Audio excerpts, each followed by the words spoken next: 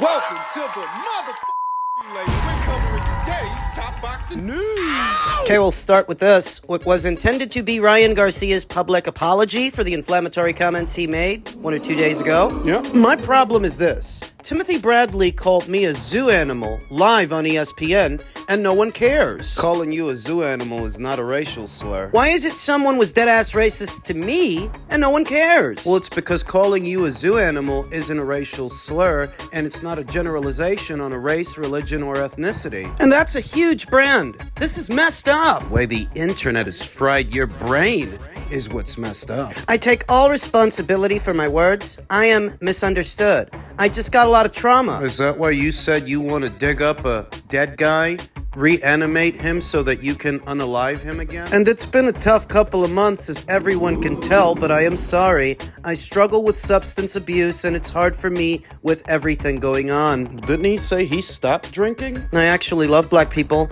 no cap, which is why I'm actually sad I offended all of my black family and friends. No, you're not. This sucks, but all I can do is be better and stop using stupid words and let some people in my circle hype me up. Oh, so it's their fault. Sorry, everyone that I offended. I still stand on stopping black-on-black crime. Oh, is that what you were doing? Also, to the Muslim community and all of my homies that are Muslims, my bad. I let Sneeko get in my head from when he talked shit about the Holy Spirit and everyone telling me Christians let the disrespect slide. So why didn't you just focus on Sneeko instead of all of Islam? I love Muslim people, but I don't believe y'all are pedos. I do believe there is pedos in every religion because men and humans are flawed, and I don't stand with none of that. I've always defended gold-hearted Muslims and have actually tried to help. My bad. Inshallah. By the way, that means God willing. Inshallah! I just have one more question. Why is it that Timothy Bradley, that works for ESPN, got to call me a zoo animal way before everything? Because that's not a racial slur. And that's not racist. That hurt my fucking feelings. Stop acting like a zoo animal. Why was that okay? Because that's not a racial slur. This is why I'm so hurt. Why is that allowed? And no one cares. Because that's not a racial slur. I'm actually opened up my house to all my black homies back in my younger days. Ask around. They know my heart. That's why they are still rocking with me. The old I've got black friends routine. I stand on the fact that a black man can be racist. So can you. That is a thing. Actually,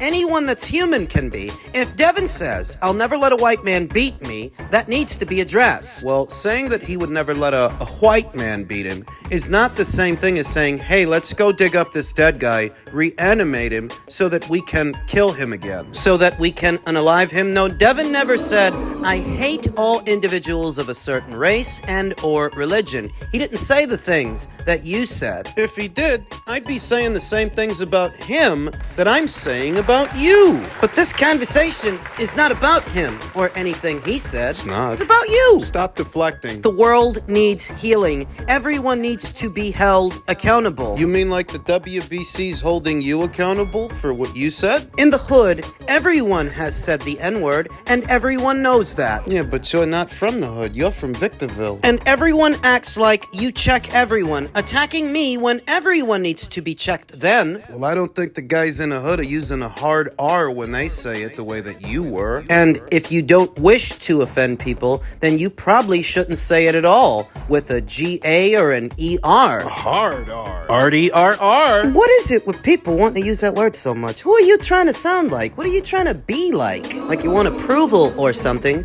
or acceptance, whether it's with the G-A or the hard R. Well, the thing is that it is a free country, and you do have freedom of speech, so you can say it if you want to say it. Though what you're asking for is approval. The approval to hate an entire race of people and a religion. Want somebody to approve of that. Or is this just a false equivalency argument, to where you're trying to equate the connotation the word is used in some neighborhoods, to the way that you used it when you know it's not the same? Ryan continued, I'm expelled like if I went to the principal's office. Ha ha ha. Nah, it's valid, but it's funny to me. Expelled is crazy. I'm going to rehab, by the way. Good, somebody take his phone. And that was supposed to be Ryan's official apology, public apology, for the hateful things he said. the slurs. So basically, he's saying that Tim Bradley hurt his feelings, and for that, he started hurling racial slurs in tandem with his substance abuse. The substance being alcohol. But I never downed a shot of Jack and started hurling slurs at anybody. Near as I can tell, all the substances really do is remove the controls. The inhibitions. Without moderation, one becomes unhinged. And everything that lies underneath comes out. So if that's what came out while you were so offended and under the influence, all that really means is that's how you really feel. So you really are. And the old saying goes, when people show you who they are, believe them. Believe them the first time. He's going to rehab. I don't think it's gonna make the least bit of fucking difference. Nope. Told you he was gonna burn out.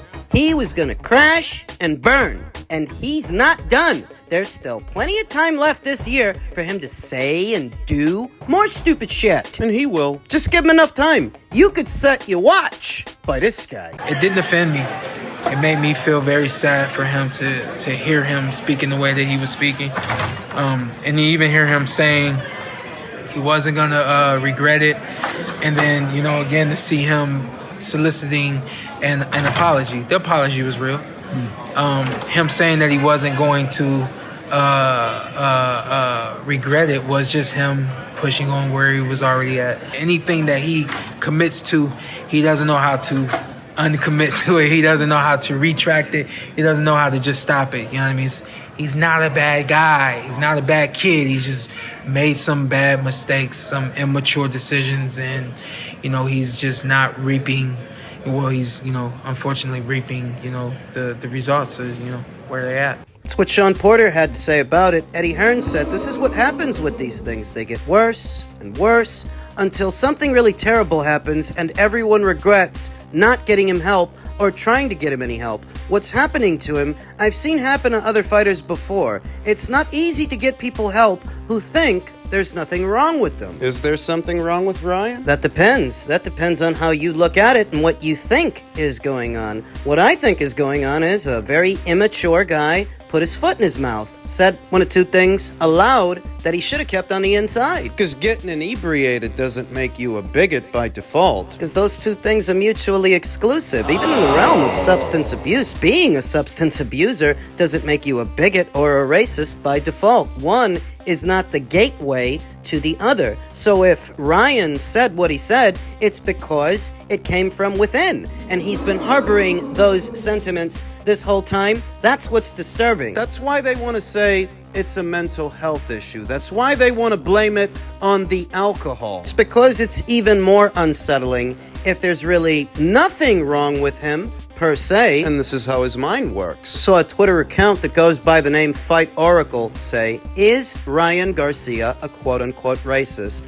Or did he get boozed up and choose to use the wrong words? As opposed to the right ones. The right words to say what? I hope everyone keeps the same energy when their favorite quote-unquote non-racist fighter beats the hell out of a woman who drives drunk as fuck and injures innocents. Another false equivalency argument. I'm weary of arguments like that because all the individual is trying to do is take the attention off of the subject to focus it on something else. It's almost as if you're all right with his behavior. You're all right with what he said. And some people are. No, they're not going to go on a racist tangent, a tirade like Ryan Garcia did, but underneath it all, they harbor the same sentiments he openly expressed, and that is why they are sympathetic, as they see themselves in him. All of those keep the same energy guys. Now I got a question. If it were Devin Haney instead of Ryan, and Devin said the things about your racial, ethnic group, or your religion, if he said those things about you and your people that Ryan said about someone else's, would you keep the same energy? Would you argue on Devin's behalf the way you're arguing on Ryan's? You know the answer. We all do. would you defend him? No, you wouldn't.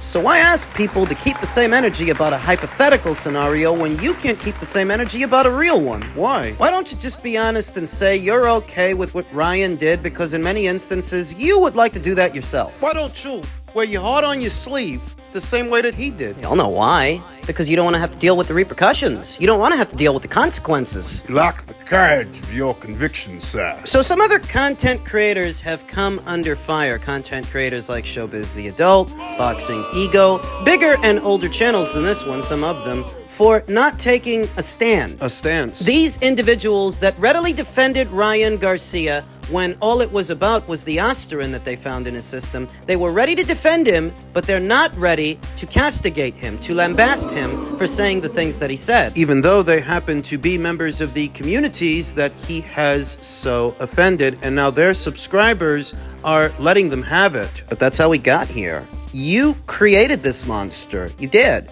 When you saw that he came in 3 pounds over, Oh, well, that's all right. then afterwards, he tests positive for a banned substance. Oh, well, that's all right. Because you guys defended him. Throughout the whole thing, you defended this guy and gave him the impression that he's untouchable, that he can do what he wants, thereby He saying, can say what he wants. because it's all right. I mean, if he can do all that and get away with it, let's see what else he can get away with. Same way an unruly child would continue to push the envelope, push the boundaries based on the correction that he is not getting, the discipline. He's gonna keep pushing it. You don't call him out for it because you created this monster. You helped. You won't pipe up, poke your chest out, and lambast him as easily as you defended him, because in lambasting him, you have to admit, you backed the wrong horse. You were supporting the wrong guy, supporting the wrong stuff. Readily sold your souls to the algorithm, supporting the wrong guy for all the wrong reasons so that you could get a few more clicks on your videos, hoping to siphon support from Ryan's fan base. That if you protect him and you defend him, even when he's wrong, you can benefit. Now he's gone too far. And you ain't got nothing to say? The silence is deafening. So here's how it goes. Ryan's gonna burn out. I told you he was gonna burn out, and he's just getting started. He's gonna burn out. These guys, they're gonna act like nothing happened, and they're gonna move on to the next thing. My question, do you see what I mean when I say that they're all about the narrative? Do you trust these people? Can you? Finally, in men's super middleweight news, a less polarizing situation, Christian Mbilli or Sergey Derevyanchenko will belong with Canelo Alvarez. We honestly feel we have not seen the best of him yet, the promoter said of Christian Mbilli. I think with Derevyanchenko, who's one of the top fighters at 168, I don't think there's ever been a better fighter than this guy, who has a 15-5 record. Should be about 19-1, and he only fought world champions in his last fights, I believe, or former world champions. So he's the real deal. It's going to be a fight at the highest level, and we're very content that Christian will show that he belongs in a fight with Canelo Alvarez, Jaime Munguia. The respective Derevyanchenko has scored 10 stoppages in his 15 victories, and among his past 8 opponents are Danny Jacobs, Jack Colquet, Gennady Golovkin, Jamal Charlo, Carlos Adames, and Jaime Munguia. He widely outscored Von Alexander over 10 rounds in April. So he's coming off a win. If the winner of the Mbilli versus Derevyanchenko fight, especially if it's where he, Mbilli, can deliver what we know he has, people will be clamoring for that fight against Canelo, as Stefan said. People will want him, Canelo, to fight him. The winner, on the same promotion in Quebec, heavyweights Guido Vianello and Arslanbek Makhmudov fight in an interesting collision of fringe contenders. And what I like about this fight, this main event, and this show as a whole, is that it exists devoid of the polarization we see in other fights and other subjects on this side of the world. Same old tired old tropes. Argumentative boxing fans standing on their square, their side of the aisle. No, Derevyanchenko versus Mbilli is just a good action fight that promises to deliver from 2 guys that like to throw punches in bunches until they can wear the other guy out. It's a breath of fresh air from some other subjects, like the one we just discussed. It's almost like they forget why they're boxing fans, or why you watch boxing, or really any other organized sport. You watch it for the sport more than anything else, everything else. So it would seem that Camille Estefan, who handles the career of Christian Mbilli, he is hoping that a victory over Sergey will serve as a segue to a Canelo Alvarez fight. I don't think that's going to happen. I don't think that's going to work out. There are several guys in the queue for a Canelo Alvarez fight. William Skull, his IBF mandatory challenger, Edgar Berlanga, his WBA mandatory challenger, and of course, David Benavidez, his WBC mandatory challenger. That alongside those guys, Christian Mbilli isn't even on the radar, and he's already pretty low on the totem pole. Beating Sergey, I don't think makes the least bit of difference. This is where things get polarizing. Not because of Christian Mbilli, but because of Canelo Alvarez and the growing number of fighters that want to fight him. Christian Mbilli among them. The saving grace is that Christian doesn't spend as much time focusing on Canelo as, say, Edgar Berlanga or David Benavidez, that they don't let it stall his career, that he might want that fight, but he's not about to get it, so they keep him busy with other guys, other people, and they're doing a good job of that, because that's the best way to grow a grassroots following. Get out there often, and show people what you can do. Let the demand come from them. But if he wins, who does he fight? Well, rumor has it that Canelo Alvarez isn't about to fight William Skull, his mandatory challenger by way of the IBF. So if Christian beats Sergey, you can have Christian fight William for IBF mandatory status. That's one way you can go about it. Mbilli versus Skull. Christian Mbilli versus William Skull. He can go after William Skull. He can go after Bektemir Melenkuziev, Diego Pacheco, Jaime Munguia, Caleb Plant. Demetrius Andre doesn't seem to be busy with anything. He doesn't seem to have anything going on. Maybe Christian Mbilli can target a fight with him. Some of the more familiar faces and familiar names. Demetrius Andre, Daniel Jacobs, Shane Mosley Jr. The super middleweight division is actually a very deep division with a lot of good fighters there, and it's easy to lose sight of that when so much of the focus is centered around Canelo and whatever Canelo's about to do. Who's he gonna fight? Where's he gonna go? There are any number of potential matchups for Christian Mbilli that are a lot more realistic than a Canelo Alvarez fight. To Canelo, Christian is just another guy. You have to figure is that while everybody might want Canelo, everybody can't get Canelo. So for those fighters, sooner or later, you're gonna have to fight somebody else. Sooner or later, you might have to fight somebody like Christian Mbilli to get back in the spotlight or step into it. What Sergey Derevyanchenko's trying to do. The aesthetic of this match promises to be entertaining and akin to when Sergey fought Jaime Munguia. A pressure fighter like Christian Mbilli is a pressure fighter, volume puncher. They have that in common. Christian and Jaime and Sergey. But Sergey's getting up there in age. He's getting long in the tooth. He's won some fights. He's lost some fights. So you're thinking to yourself, then why is Christian Mbilli fighting this guy who's already been beat by Daniel Jacobs and Gennady Golovkin and Jermall Charlo and Jaime Munguia? Why is Christian fighting him supposed to be any good? It's a rite of passage. It's a developmental fight and an acid test in the sense that if you want to show people that you belong alongside those aforementioned fighters, those aforementioned names, you need to fight a guy like this and you need to beat him. What you need to do. Given their propensity for throwing punches in bunches for most of a 3-minute round, it promises to be a fan-friendly fight, an entertaining fight for however long it lasts, because, might not last long. Somebody might get knocked out. They might. What I like about it is it's an entertaining fight that exists devoid of the polarization we often see associated with other fights, with other fighters in other divisions. There's nothing to argue about. You can just sit back and enjoy this thing. Enjoy the show. I think Christian's gonna win it, and we'll talk more about the fight as the fight date approaches.